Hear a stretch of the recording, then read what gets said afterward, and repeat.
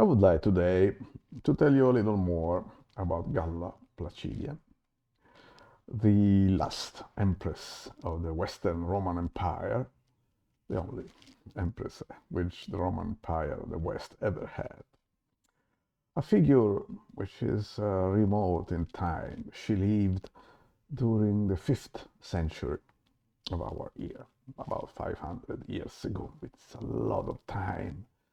And of such a long time, a whole century, the 5th century, which was the century where the last century of the Roman Empire, and of this century, so little has remained to us, so little. And yet, imagine a century, so many things happen in a century.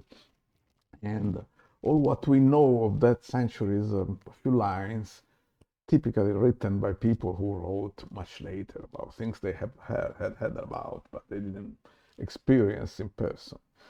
And yet, something of that age is coming up to us, and we can still listen to this story. And you see, the story of Galla Placidia is so fascinating that it has influenced our time, and you can find people who wrote books about her.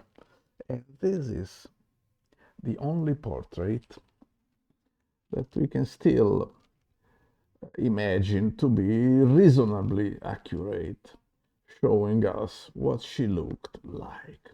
Really, you can see that she was a fancy dressed lady, fine features in her face. You see, she had pearls in her hair and on her neck, because pearls were at that time a symbol of nobility, not gold. A real noble, a Roman noble, had peers. Noble woman, she did. And then so many things. Why do we have books about her? Why do some people still speak about her? And we need to think of this story a little bit more in general, starting with the cycle of the Roman Empire.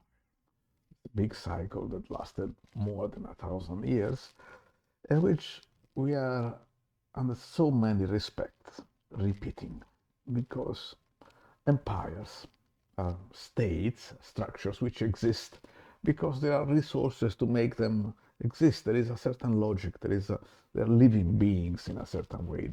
They need resources. They need food. They need energy, and then they manage this energy to do things. The Roman Empire was mainly a military system. It used to find these resources by fighting neighbors, defeating them, taking whatever they had, gold, people, slaves, territory, and then building up.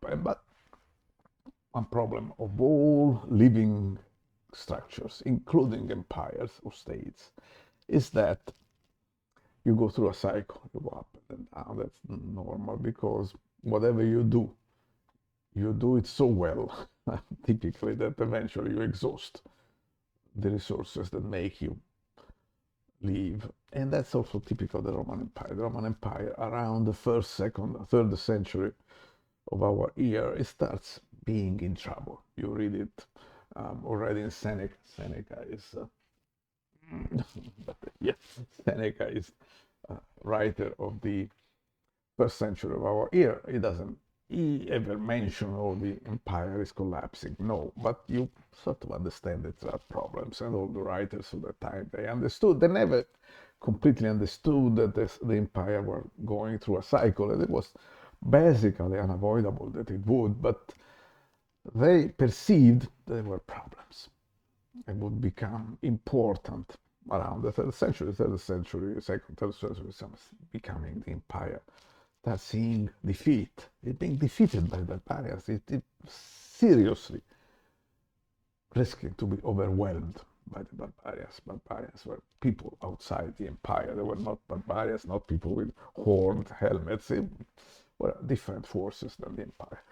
And how did it react? It reacted very much like we are doing now. The empire has closed ranks, because everything was going well up to a certain moment, and we are still doing the same things. And so now nothing works anymore. And so maybe we didn't do these things well enough. We lost concentration in a certain way. So let's do it better. And so the emperors at that time start saying, okay, we must do the rituals to get the favor of the gods. So we must be sacrifices to the god. And at some moment, mid third century, the emperor, not the only one, but Valerian emperor says, okay, ladies and gentlemen, now all Roman citizens must sacrifice to the gods in honor of the emperor, which is a sort of statement of the sacrality of the person of the emperor. But be careful, nobody said that the emperor was a god. That it's a novelized version of the Roman Empire. But there was something true in this. The person of the emperor was sacred. The emperor himself was a human being. What is the story that Caligula thought of himself as a god? Robert Graves wrote a beautiful book about Emperor Claudius and Caligula, but long story. Never mind. If you were a Roman citizen during the third century, mid-third century, you had this edict by the emperor say you must sacrifice, perform the ritual sacrifice. And was okay, why not? It was not what you do is just burn some meat or some vegetables or something on an altar, but nothing. And then you got a stamp, a statement that you did that certificate. But at that time, they had it. And if you think about that, it is the same thing about our green certificates, vaccination certificates that we had at the time of the epidemic. Sacred things at that time was not the emperor, but it was the divine thing that we call science. But you see, sacrality can be interpreted in different ways. And at the time of the empire, there was another vision that was coming up from below, a different kind of sacrality, a different view of the empire, a different view of life and what it is to create a state, system of people, an ecclesia was this term here. It was the Christianity which was bubbling up very strongly, and it was in a certain way the opposite sacrality to the emperor. The empire thought that the emperor was sacred. Christians said, no, God is the only sacred thing. But then you can be sacralized in a sense from God, but there is no comparison. The Christians saw God as the essential sacred object. The Romans saw the emperor. So there are two different visions, which had the moment of contrast, the moment that they appeared in full strength around 200, 300, 250 AD in the clash between the bishop Cyprian of Carthage and Galerius, the procurer of the Emperor Valerian. We had left with the words of these two men who fought verbally over what is the meaning of being a Roman citizen. Galerius, the procurer, says, okay, you Cyprian, what does it cost to you? Do this thing, it's your duty as a Roman citizen, sacrifice a little, and that everybody will be happy and nothing will change.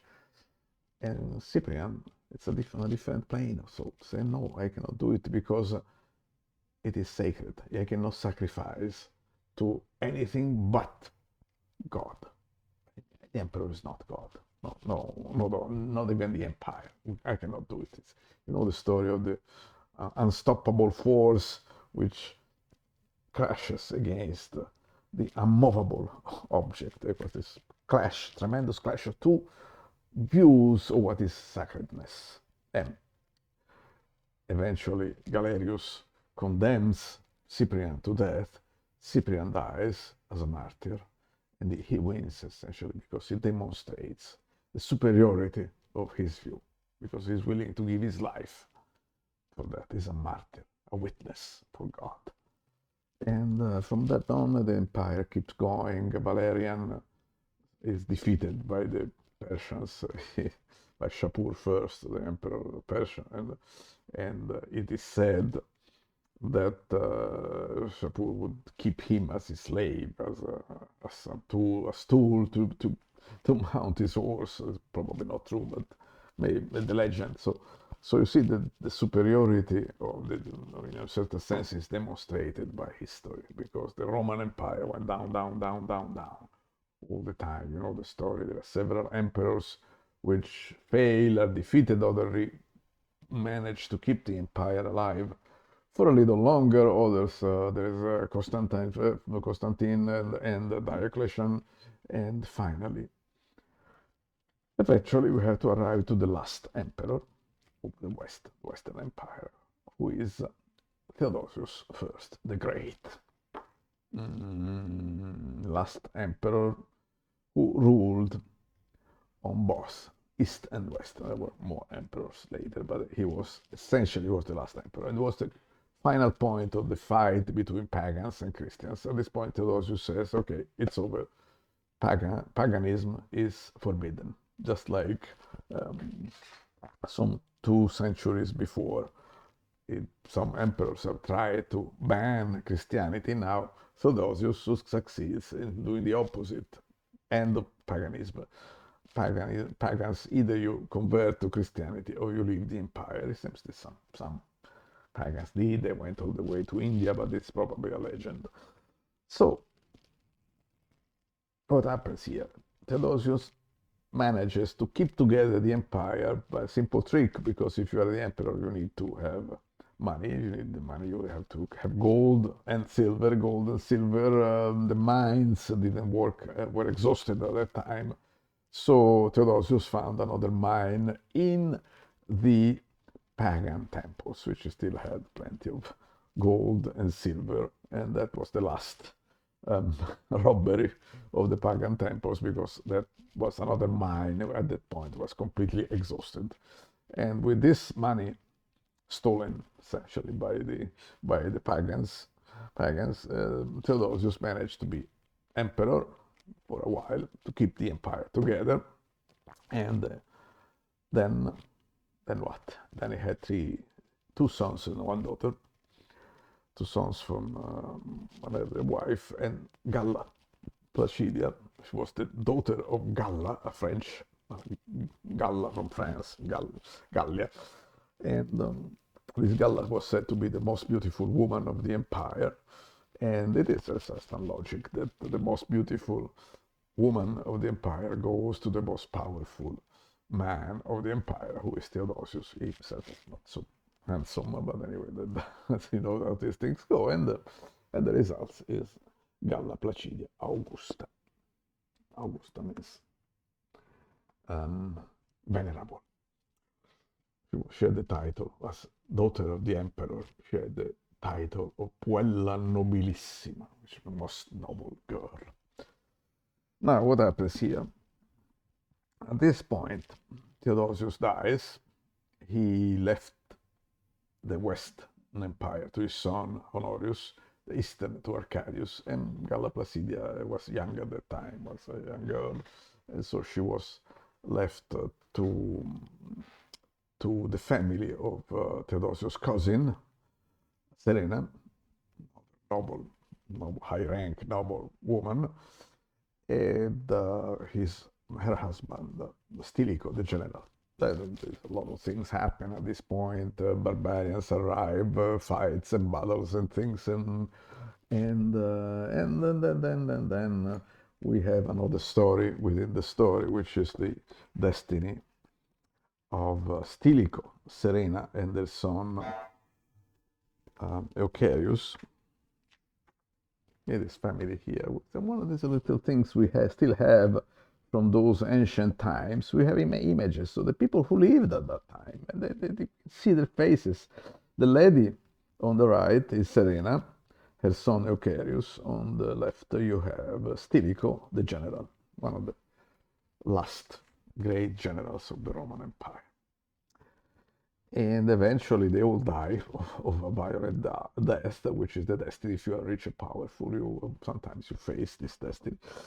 And Galla Placidia remains alive. She's said to have a part in the death of Serena, her cousin, and she was at that time she was the highest rank noble woman in Rome when Rome was besieged by the Goths of King Alaric.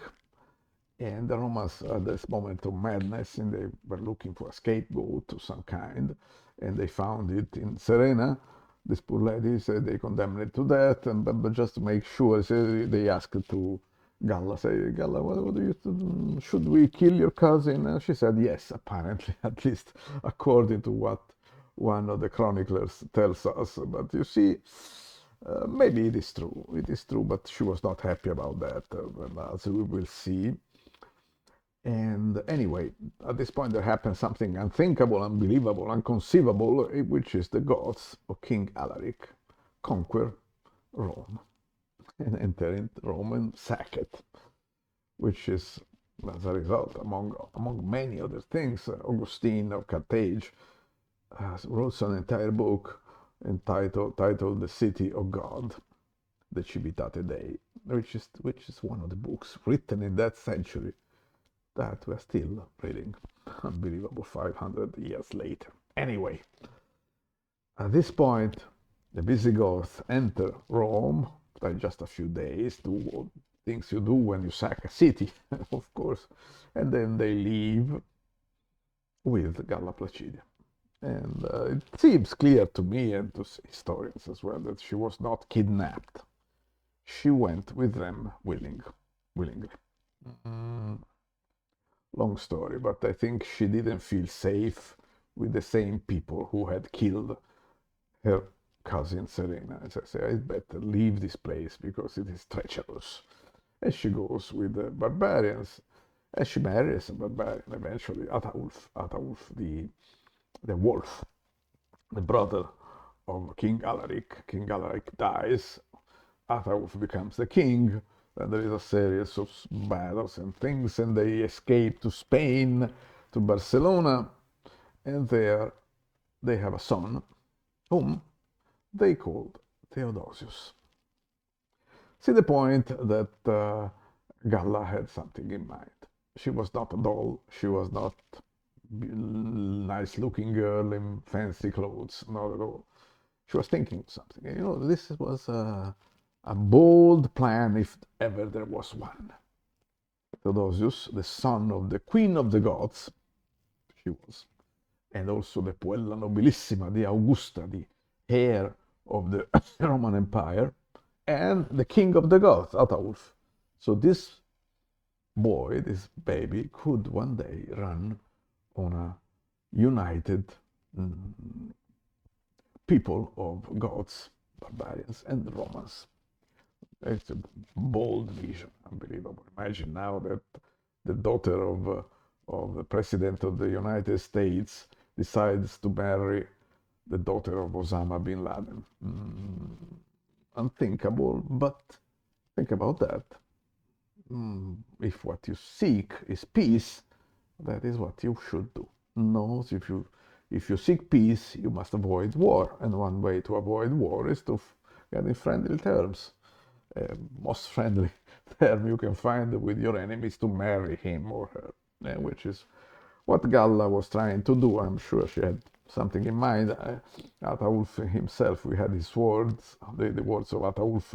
They've been retold to us by one of the chroniclers. He said, well, initially I hated the Romans, but after I married Galla Placidia, I understood that they're not such bad people and I want to make peace with them. And that's unfortunately a bold plan. It didn't go as planned. Lots of things happened and more battles. And Ataulf died in a coup, palace coup. And then Galla married a Roman general. They went to Ravenna. She crowned herself as emperor, but there was already another emperor, which was his brother Honorius. Honorius was not happy, so they fought against each other, and then Gallia lost the battle. Then she ran to Byzantium, where she to meet her nephew Theodosius II, said I want to, I would like to give you an army, so you go back to Ravenna, you reconquer Ravenna. In the meantime, taken by a usurper named Johannes, and so they go through with his army, attack Ravenna, more battles and fights and treachery, and eventually the usurper is captured. Gallia takes him. She's not happy about that, but she has him one cutting one hand. One hand is cut. It was you read these details. Always interesting. Why did Gallia order to cut a hand of the defeated usurper? Because by tradition and law, the emperor has to be um, whole. You cannot have a maimed emperor. Which mixes with a lot of stories, like, let's not go into that. And then eventually they kill him, and Galla becomes empress, and she has had two one son and a daughter from her general, and eventually she stays there, and for a good 30 years she is always as regent. Not really. She, being a woman, she could not be the emperor. The emperor is somebody who had to lead armies into war, but she was reigning in the name of her son Valentinian, who later would become Valentinian III. Emperor for a brief time. He didn't do very well as emperor. Anyway, still we have this idea that Galla had something in mind, and we have another sound that comes out of this remote time, bubbles up, something that the voice of Galla Placidia. She had something in mind. She thought of what she was doing, and at that time the Romans were putting together these codices, these um, laws that included all the laws of the empire, compendium of the laws, and at that time it was called the Codex Theodosianus, from Theodosius II, Galla Placidia's nephew. And but it contained laws from the west and from the east. And there is one law which came from the west, was included in the Theodosian Codex, which is known to us with the words in Latin, digna vox, deign voice, a voice which is worth a certain dignity. And this law is very interesting because it goes to the core of the problem of reigning, of the problem of what is the state, of the problem of authority, auctoritas in Latin. And there is a single phrase that I would like to read to you in Latin, attributed to the Valentinian, but that's a voice of Galla Placidia's voice, absolutely. Say, adeo de autoritate iuris nostra pendet auctoritas. If you don't understand Latin, you can translate it easily. Our authority as emperor, Galla, depends on the authority of the law.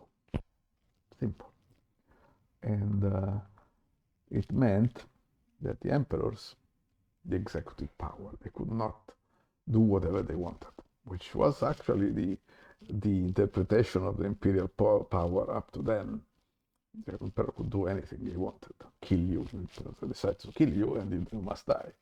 No, a moment, there is a law. The emperor himself must respect the law. If you think about that, it's a big idea, because it's what we call the distinction of the powers, separation of the powers. There is a judiciary power and there is an executive power. And in this historical moment in which we live now, we are forgetting that. As you see, presidents, they say, well, I've been elected, so I can do whatever I want. They can ignore the law. They think they can ignore the law, and sometimes they succeed because you cannot, as a president of the United States or president of another other countries, you have a lot of power nowadays. Perhaps not so much as as the Roman emperors, but if you think about that, you're very close because a Roman emperor could decree that one person had to die, and that person had to die. The president of the United States cannot do this with an American citizen, but he can decree that somebody in another country should be killed by a drone. And that's what has been done. It is clear that it is being done right now. The president decides that guy must die, bang, and there he goes. But there is a law. And if we were to listen to Galla Placidia today, we would have to say, Mr. President, you cannot do that because the law you have as a president not sufficient that half of the people who voted plus one voted for you. It is not sufficient to give you that kind of authority that allows you to kill whoever you want, whomever you want. And I think if we could remember this point, that would be a heritage that comes to us from that person, from Galla Placidia. We still, some of us have this idea to write an entire book. You have, in a certain way, to be in love with the person you write about. And a few people in our world, 500 years later, yes, I think they're in love a little bit with a person who died 500 years ago. You see this host, the guy who wrote this book.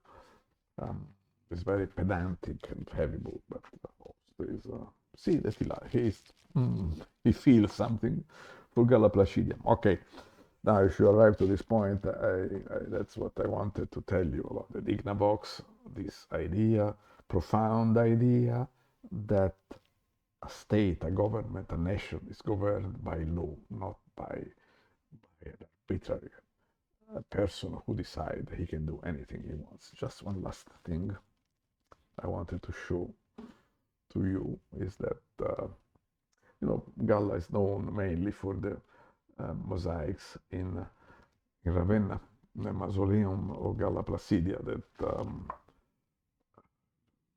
it's nothing from outside, but inside it's a triumph of colors. And I think it is the message that Galla, it was her. She sent us this message. And what is particular in this message is nothing written. It's a message that comes all by images, and you have to interpret the images. You have to understand what she says. If you do, you can hear the voice. I can tell you the details. Maybe you have time to go there, and if you are aim to hear this voice, then you can hear it. But it takes a lot of attention. Just one thing for your curiosity. You see one of the details here, these stars, this the typical of these mosaics are the stars that you see all over the place. Stars, which remind a little bit, especially these huge stars here. Remember that painting by Van Gogh about the stars in the sky, these huge stars which permeate this, they dominate the sky. And a personal interpretation of mine, if you allow me to tell you just one moment, is that maybe there is a reason why Galla wanted to show us all these stars, and that we can go back when she was a young princess, kidnapped, well, not so violently, by barbarians, and finding herself with the barbarians, with the Goths, with the Germans at the time, proto-Germans, and finding herself, where am I? In this caravan that goes to somewhere. And it was a time when the Roman Empire was almost gone. There was nothing left. The cities were depopulated. There was no more legions, no more law, nothing. You just went through the Italy empty, an empty Italy. You could see the sky, and there was no pollution. There was no lights. You could see a sky. It was like the sky was after the creation of the world. And we cannot see that sky anymore. It's impossible. It was, but Galla had this privilege to see the sky, and then I think it was her impression, her moment of vision, that she had a role to play. She had something to do. She would try to do something for everyone else, to the point that she left to her descendants of 500 years later. She left a message that we can still understand. And maybe one of these days we could try to put into practice, and perhaps the world would be better. Maybe. And that's what I wanted to tell you, and thank you very much for your attention.